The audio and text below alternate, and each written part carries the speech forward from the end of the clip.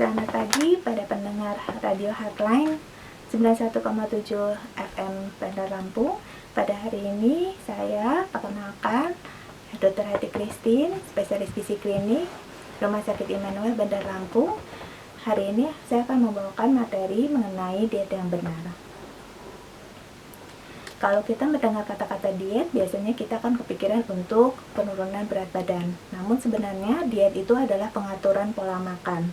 Di sini diet yang sehat harus memenuhi kebutuhan nutrisi baik dari segi kuantitasnya maupun kualitas. Kuantitas di sini artinya adalah jumlah asupan makanan yang kita makan harus sesuai dengan kebutuhan energi kita.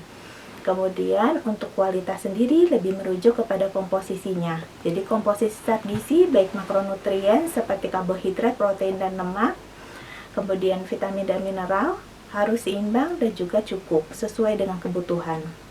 Nah, untuk berat badan sendiri harus diusahakan tetap berada dalam rentang status gizi yang normal, tidak kekurangan ataupun juga tidak kelebihan. Nah, di sini berat badan yang kurang kita ketahui dapat beresiko terhadap kesehatan tubuh kita, yaitu biasanya akan mudah terserang penyakit, terutama penyakit infeksi, kemudian kekurangan zat gizi yang penting, sehingga seorang itu dapat lebih rentan sakit.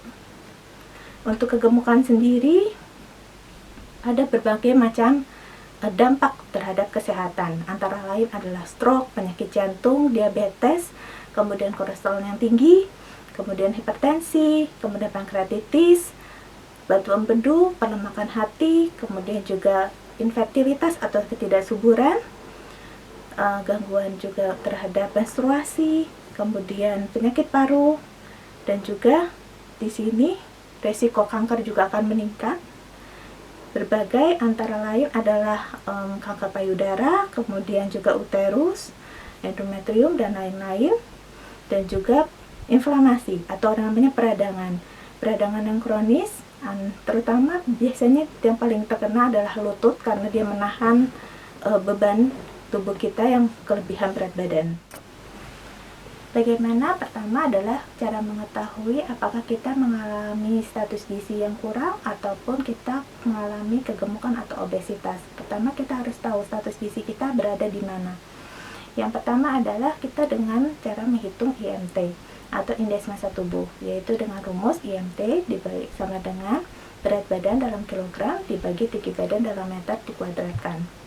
Contohnya adalah Nyonya A dengan tinggi badan 155 cm, berat badannya adalah 70 kg, maka IMT-nya adalah 70 dibagi 1,55 dikali 1,55 didapatkan angka 29,1 kg per meter kuadrat.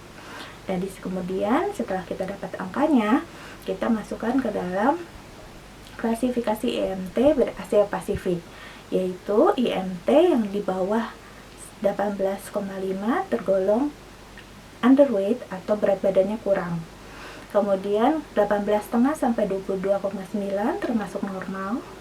Kemudian di 23 sampai 24,9 termasuk overweight atau kelebihan berat badan, dan 25 sampai 29,9 termasuk obesitas atau kegemukan derajat 1 di atas atau sama dengan 30 kg per meter kuadrat termasuk obesitas derajat 2.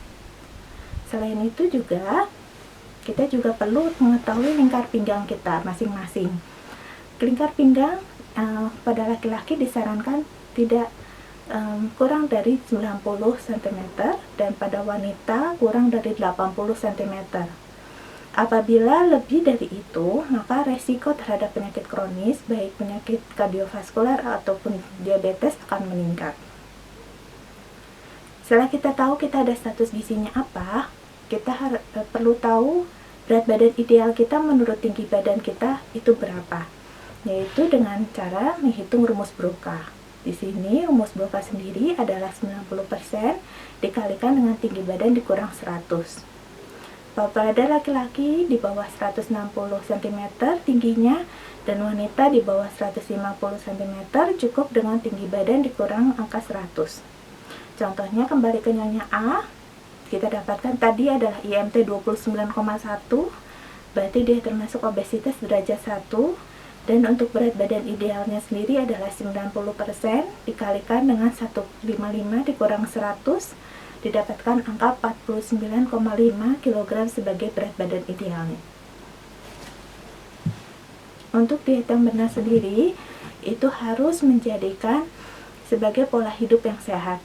Jadi di sini tidak hanya 1 atau 2 bulan saja kemudian kembali ke pola makan biasa, namun sebaiknya menjadi pola hidup sehat yang jangka panjang. Di sini siapa saja yang perlu diet sehat, yaitu semua umur, sebaiknya dimulai dari usia anak-anak sampai pun lansia. Kemudian untuk berat badan yang mulai naik, jangan sampai kebablasan terus naik, tapi mulai diturunkan sedikit. Jadi tidak langsung turun terlalu drastis. Di sini target penurunan sebaiknya realistis. Tidak minta misalnya 20 kilo dalam waktu seminggu, seperti itu tidak sehat. Nah, di sini diet yang dibatasi terlalu ketat atau tidak benar dapat beresiko terhadap kesehatan. Antara lain bisa penurunan massa otot, kemudian gangguan keseimbangan elektrolit, kekurangan zat gizi yang penting bagi tubuh, rambut biasanya cepat rontok, kemudian juga gangguan menstruasi, resiko penyakit jantung juga bisa meningkat, dan juga bisa pingsan dan penurunan kesadaran sampai akhirnya dirawat. Begitu juga kalau dengan berat badan yang kurang, yang benar-benar kurus sekali, kita tidak mungkin langsung memberikan makanan yang banyak. Jadi tetap saja peningkatan asupan makan juga dilakukan secara bertahap. Nah, seperti apa mudahnya untuk mengetahui komposisi makan di sini adalah dengan cara melihat piring makan masing-masing. Jadi piring makan yang disarankan oleh Kementerian Kesehatan yaitu piring makanku.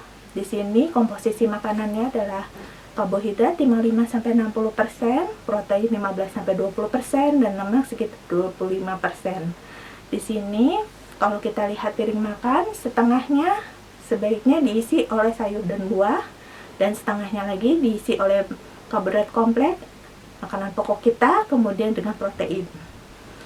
Nah, di sini juga untuk sumber karbohidrat dipilih yang kompleks seperti nasi, jagung, kemudian ubi-ubian, kemudian juga kentang dan sebagainya. Dan membatasi jenis karbohidrat yang sederhana atau simpel seperti gula, kemudian juga mie, bihun, pasta, makaroni, dan sebagainya. Kemudian untuk protein sendiri kita harus pilih juga protein yang bernilai gizi tinggi. Jadi hindari juga protein yang tinggi lemaknya, tapi dagingnya tidak terlalu banyak. Kemudian juga pilih yang benar-benar segar dan bervariasi. Untuk pola makan sendiri sebaiknya adalah 3 kali makan besar, yaitu pagi, siang, malam seperti biasa, dan juga bisa ditaruh 2-3 kali selingan di antara waktu makan. Nah, di sini ada pedoman gizi seimbang, yaitu adalah pertama mengkonsumsi aneka ragam makanan pokok. Kemudian juga sayur sama buah juga sebaiknya beraneka ragam warna dan jenisnya, supaya kita mendapatkan vitamin dan mineral dan juga antioksidan dari berbagai sumber. Kemudian juga membatasi makanan yang manis, asin, dan berlemak. Kalau kita lihat untuk anjurannya sendiri seperti apa. Untuk gula sendiri dianjurkan 4 sendok makan sehari. Kemudian untuk garam sekitar 1 sendok teh peres garam sehari, dan juga untuk lemak 5 sendok makan sehari. Selain itu juga aktivitas fisik yang cukup, yaitu disarankan 150 menit dalam per minggu.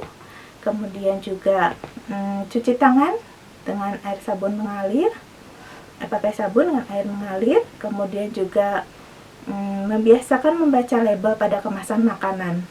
Jadi hal ini penting supaya kita tahu apa makanan yang kita makan itu seperti apa gizinya. Kemudian juga makan banyak buah dan sayur seperti tadi, memenuhi setengah dari yang kita makan. Dan juga minum air putih harus cukup Disarankan minimal 8 gelas per hari kalau misalnya dia dalam kondisi sehat. Kemudian juga membiasakan sarapan pagi. Hal ini juga penting. Sarapan pagi disarankan tidak lebih dari jam 9 pagi. Sebagai penutup, di sini adalah saya ingin mengingatkan, you are what you eat di sini, yaitu tubuh kita dibentuk dari makanan yang kita makan. Jadi apabila Anda mau sehat di kemudian hari, mulailah dari sekarang makan makanan yang sehat dan bergizi, dan juga mempertahankan status gizi. Apabila Anda mengalami obesitas atau kelebihan berat badan, penurunan berat badan 5-10% saja dari berat badan Anda sekarang dapat menurunkan resiko penyakit jantung dan diabetes. Jadi, karena itu jangan tunggu sampai nanti kok ada komplikasi penyakit, mulailah dari sekarang. Terima kasih, semoga bermanfaat bagi Anda semua.